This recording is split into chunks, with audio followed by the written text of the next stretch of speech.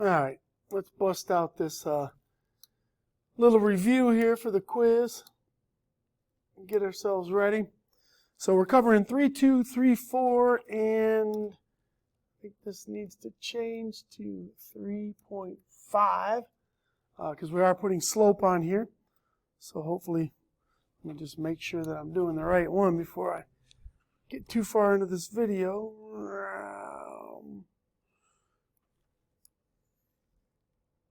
Oh yeah, it's got everything on there. All right, so we're just missing a 3.5 on there. No big deal, we got it now. So here we go. So first of all, naming 1 and 8. So angle 1 and angle 8, those are on the exterior, and they are alternate exterior. So we're looking at B. 3 and 7. 3 and 7 are in the same position, so those are corresponding. So that one would be D. Angles 4 and 5. So 4 and 5 in here. Here's 4, here's 5. They're both on the insides and they're opposite of the transversal. So alternate interior. And assuming we're going to use them all, I would bet this next one's going to be C, but who knows? Maybe not. 4 and 6. So 4, 6, that's same side, inside. So C. First little section there, just some naming stuff. No big deal. Moving on down, we got to give the measurement of each angle. I'm just going to redraw this because I think it'll be faster and a little less cluttered. So I got all this going on. I got transversal. So basically, if you're 132, by vertical angles I have you, I can correspond and jump down here and get my corresponding angles. And then I can play the linear pair game and subtract from 180. So these dudes are all 48 and corresponds down here. And now let's just fill in our answers. So angle 1 is 48. Angle 2 is also 48. Angle 3 is the obtuse angle, so we're talking about 132. Angle 4, which is the other acute angle, so we're back to 48. And number 5, which is that obtuse angle right here, 132. So nothing to solve, just applying the properties, parallel lines. Now we got to solve some things. So some algebra is coming up. I look at this pair. These are alternate interior, so they're equal to each other. So 19x plus 11 equals 20x plus 5. I'm going to subtract 19x from both sides would be my first move. I always attack the weakest variable. And I get 11 equals x plus 5, minus 5 minus 5, x equals 6. And that's all we need. The next one, I see a 90-degree marker here. And if these two are same side interior, that means this needs to be 90. So I add the 5 to both sides. And I divide both sides by 19. And that comes out to be 5. Keep on going here. Give the measurement of each angle. Well, I'm going to draw some auxiliary lines just to help myself a little bit.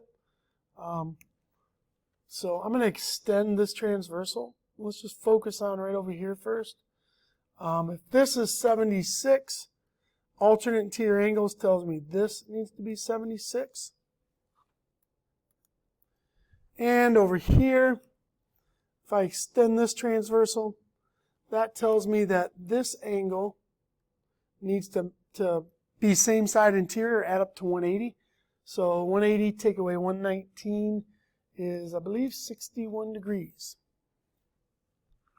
And there we go. Moving on down. Number 7, we got kind of a wild picture going on here. I'm going to kind of draw my own a little bit. So I have parallel, parallel. All right, and I know for sure those are parallel because I see these double arrows over here. So I know those guys are parallel. So I'm going to handle things a little bit separately. I want to do this line first. And I'm focusing on y, and I'm focusing on this y plus 40. Well, those are different angles, okay, because you have this and this and this and this all match. So if you don't match, you add up to 180. So I'm going to add them together, and I make them be 180. Combine like terms. Get rid of this little eraser here. Minus 40 from both sides, you get 2y equals 140. Divide, and I get y equals 70. All right, so that locks down my y. Now I'm going to focus on the other transversal right here, doing something totally different. And I have an x plus 20, and then his next door neighbor right here, they form a linear pair. They have to add up to 180. So when I add those two together, I get 2x plus 30 is 180, which gives me 2x equals 150, which turns out to be x is 75. So got my x, got my y, good to go. Number 8, write an inequality here. So I know that the leg should be shorter than the hypotenuse. So the leg should be shorter than the hypotenuse. And if I subtract 4 from both sides, I get x must be greater than 7. Pretty fast, pretty painless. One of the tougher problems, if you've never done it before, I think there was one like this on our practice, is we're trying to find that angle x. That one's a little bit tricky. So what I'm going to do is I'm going to draw in my own auxiliary line right here. And I'm going to choose to draw a third parallel line right there. And since I drew it, I'm making it parallel. Now I should have wrote on here, this problem actually couldn't be done. You have to assume, which you're not supposed to assume anything. I should have wrote that the two original lines, these lines right here, are parallel to each other. So without that, you might not have been able to do the problem. Well, I added my own parallel line, which I can do that. If there's already two parallel ones there, I can add it. And now, I'm going to try to get these two angles, and they'll add together and make x. And I'll show you how I'm going to do that. Well, since this is 56, this has got to be 56 because of vertical angles. And if this angle is 56, this angle's got to be 56 because those are alternate interior angles between, let's just call this line L, line M, and line N. So because of M and N, these two both have to be 56. Well, up top, if I want to, I could play the linear pair game to get this angle. If I do 180 minus 134, that's 46. And playing alternate interior angles, that makes this 46. And now we can put those two together, and that would be, what, 90 plus 12. X is 102 degrees. So that's the correct answer. Again, technically, if you didn't know these were parallel, you couldn't do that problem, but I'm going to tell you that they are. So that's that. Moving forward, number 10, find the slope of the line. Well, remember, the slope of the line is, I know it's rise over run, but it's change in y over change in x. So the change in y's and the direction doesn't really matter. But if you do 2 minus 5, then the change in x, so that was the change in y. The change in my x values is -1 subtract 4. And I get -3 over -5. So I believe the slope of this line is 3/5.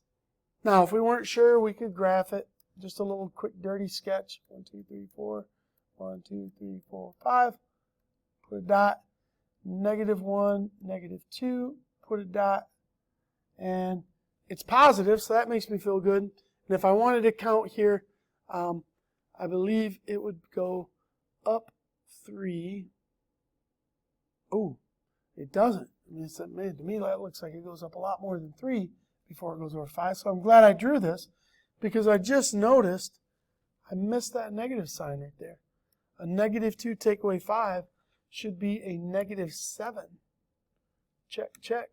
-7 over -5, which ends up being a positive 7/5. So, glad I caught that. Might have been easier had I went the other way. Sometimes I look at them and I see it might be easier. Like that way would have been 5 minus a -2 and 4 minus a -1. And I wouldn't have had as many negatives to deal with. But either way, we're good to go. Find the slope of the line. So you could pick two lattice points. For instance, I could pick maybe right here looks perfect. And down, down, down, down, down. Right there looks perfect. And since it's going down, I know it's negative slope. And I know that it's dropping down 3 and then going over 2. So if I kind of like that method, down 3 over 2, my slope is -3/2. You could also get the coordinates and you could subtract them that way, just like we did on number 10.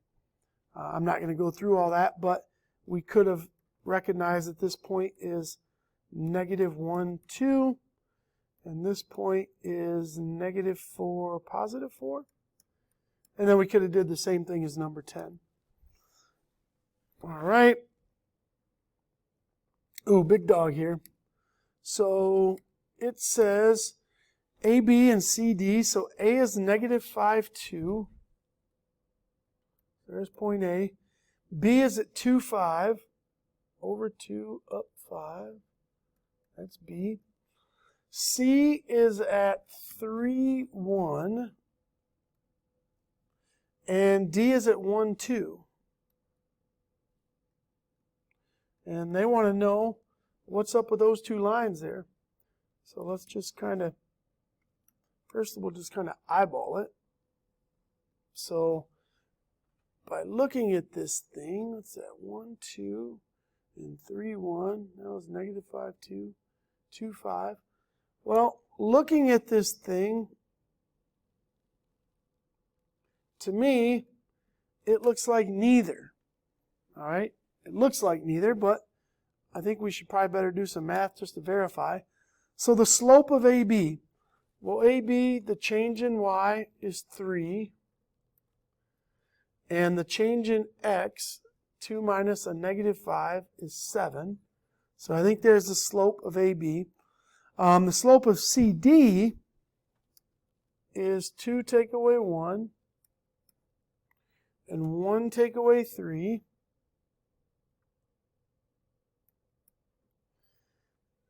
And these two slopes have nothing to do with each other. And I think when I made this problem, I was hoping that they would have something to do with each other. And let's just see what I did. -5, 2, and 2, 5. And then 3, 1, and 1, 2. Oh, I think I meant 2, 1, and 1, 2. But no big deal. So what I was trying to make happen, it just didn't. I mean, so this problem, correct answer is neither. But what I was trying to make happen was I wanted one of the slopes to be an opposite reciprocal of the other. So for instance, I was hoping that maybe I could make this guy come out to be positive 2 over 1. If that would have happened, okay, if that would have happened, then these two would have been perpendicular. So remember, for perpendicular, you're looking to have one slope, and then you're looking for the other slope to be the reciprocal, or the flip, and then a different sign. So these two, those two would be perpendicular to each other. If you talk about a whole number like 4, his reciprocal is 1/4, and his opposite is -1/4.